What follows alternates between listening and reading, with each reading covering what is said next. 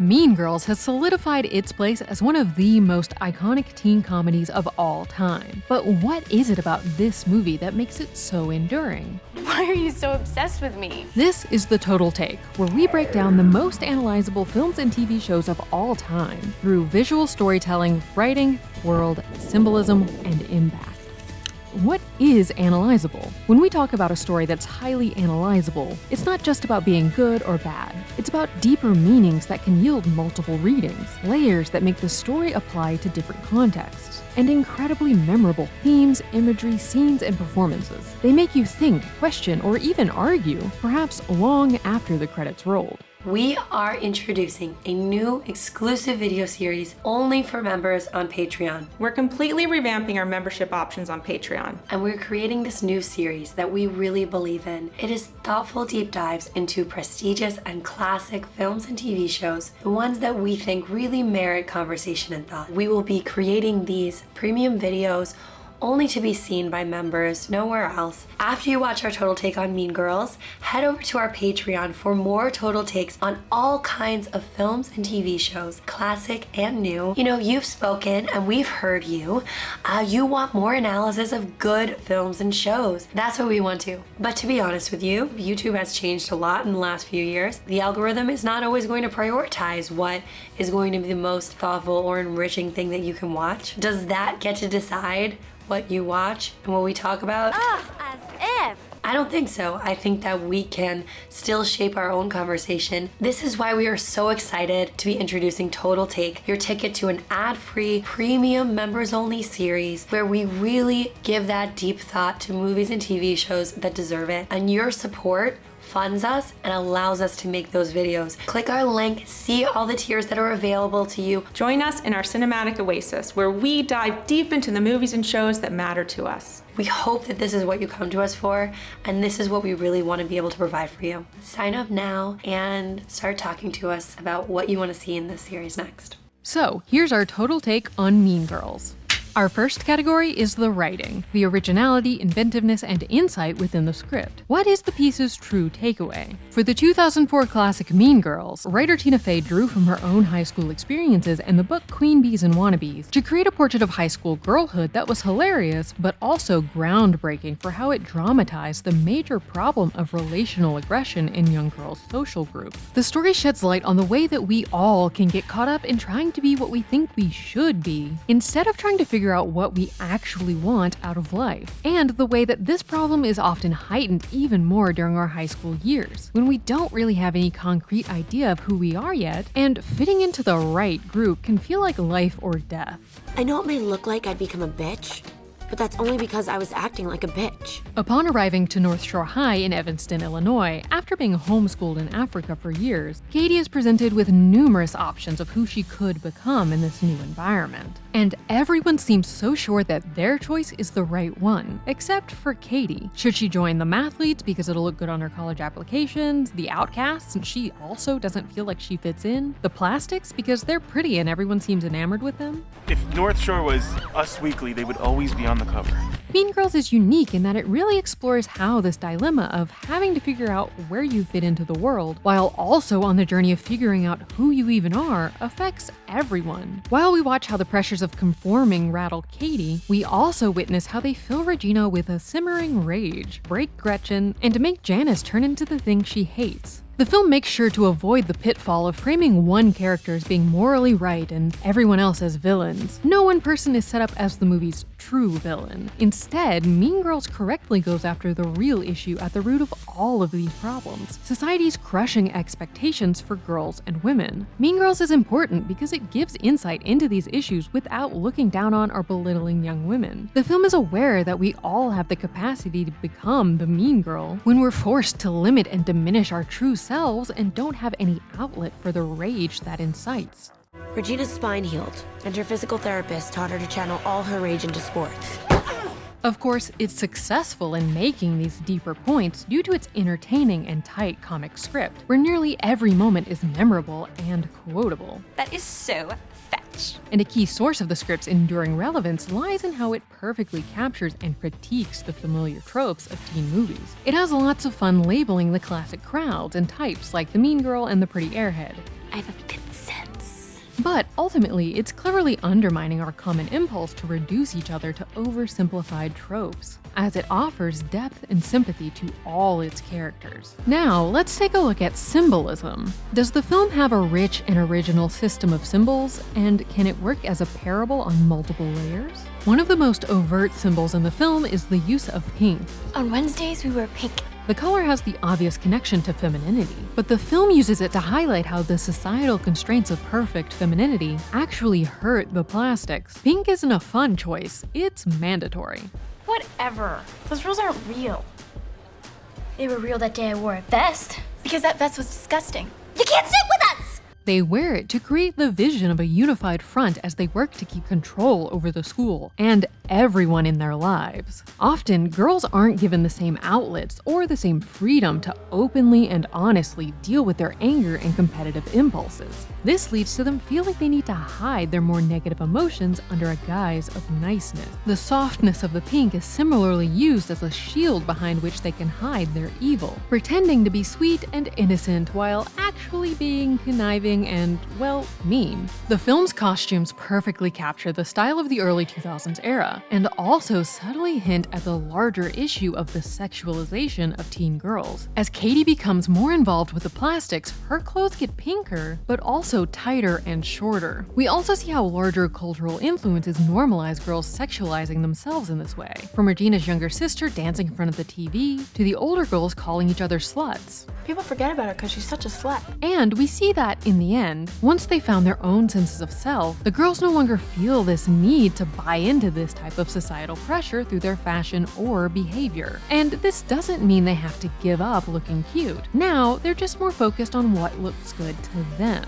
The yellow school bus also has a surprising deeper meaning in the film. Near the beginning of the film, a bus almost hits Katie, and then does hit Regina during the film's climax, and even jokingly comes back again for the new plastics at the very end of the film. Katie herself even compares meeting Aaron Samuels to getting hit by a bus. But this one hit me like a big yellow school bus. Katie's near miss is certainly foreshadowing for Regina's later accident, but the bus overall represents the death of the self. To be at the top of the social hierarchy, these girls have to give up their true selves. And while Katie narrowly avoids losing herself to enter girl world, Regina must go through a difficult and lengthy healing process to fix her inner self.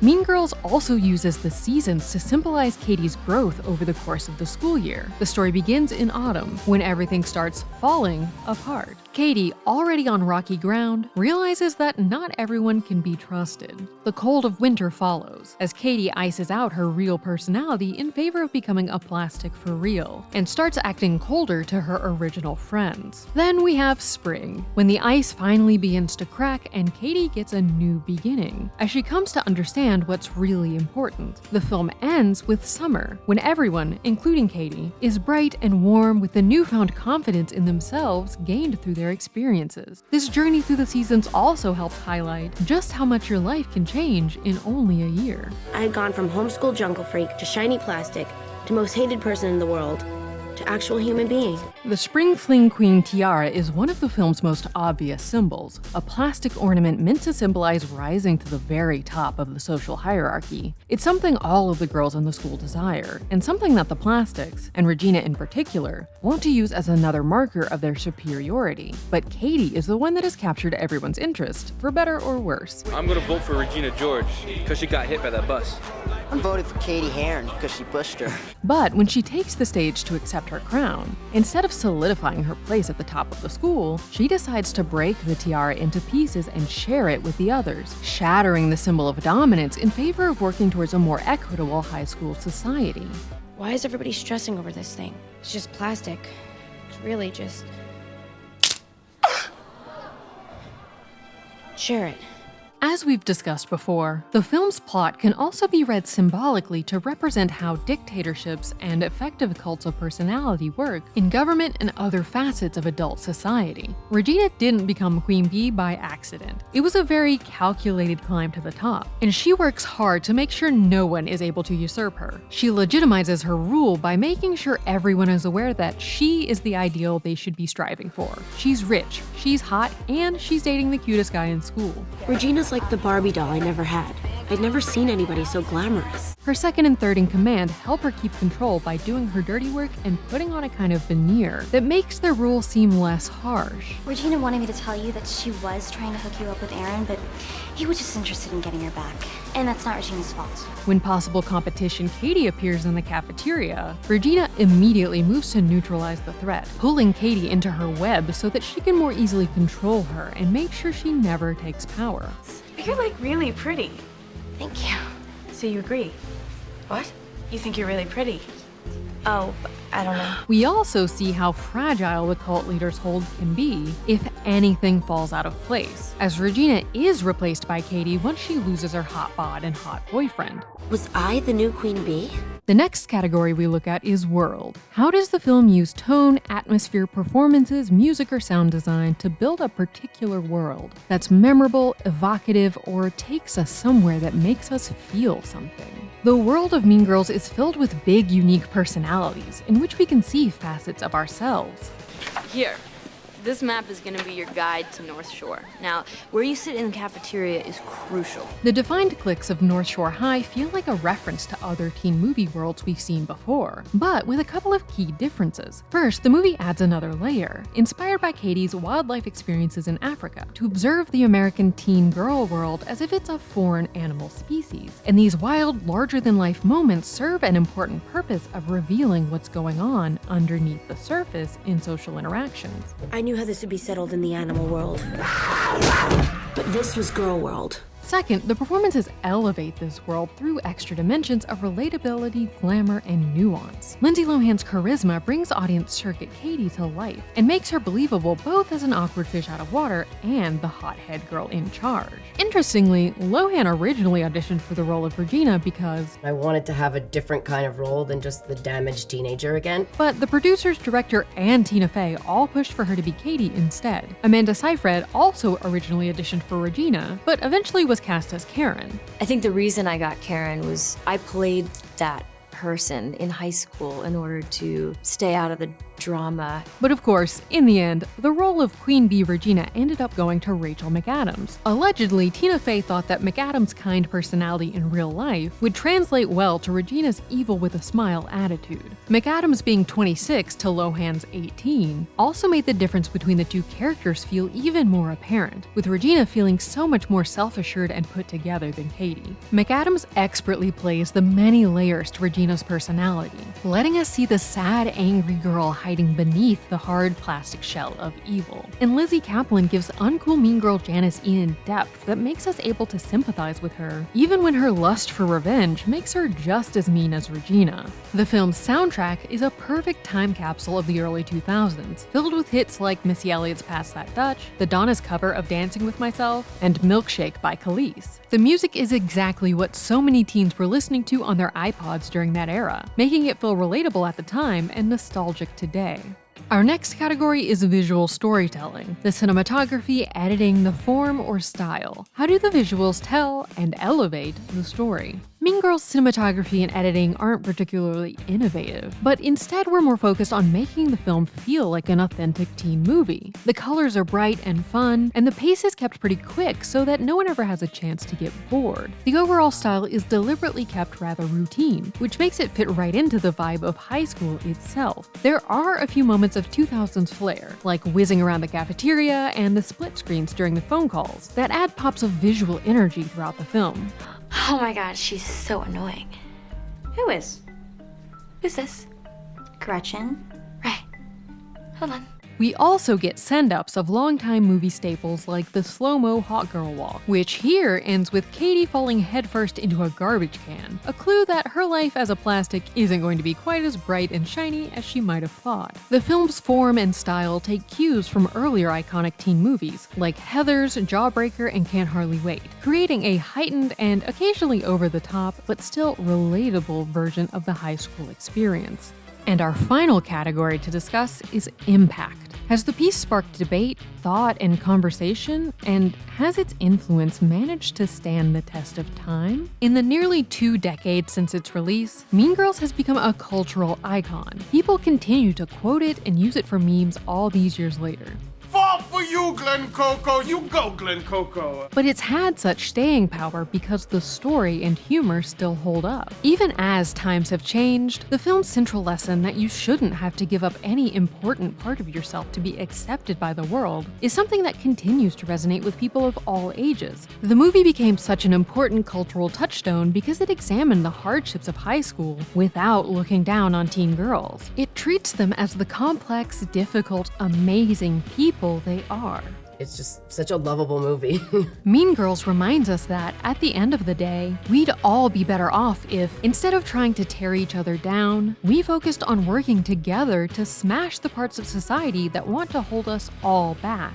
Picture this, exclusive videos, early access, and so many other cool perks just for our members on Patreon. I'll walk you through really quickly what are some of the tiers you can join. With our Clever Critic tier, you'll get access to all of our premium members-only videos. If you sign up as the directorial genius, you get to be a director of sorts by helping select what we are going to feature. And if you want to go bigger, become our power producer. That means you get behind the scenes trivia, recommendations for what to watch, and really just be involved in our process. We hope you'll check it out because we're creating a special place to analyze the deepest, most interesting films and shows that merit conversation and thought. Check out the links, look at what we're doing, and anything that you can contribute and be involved in helps and goes a long way.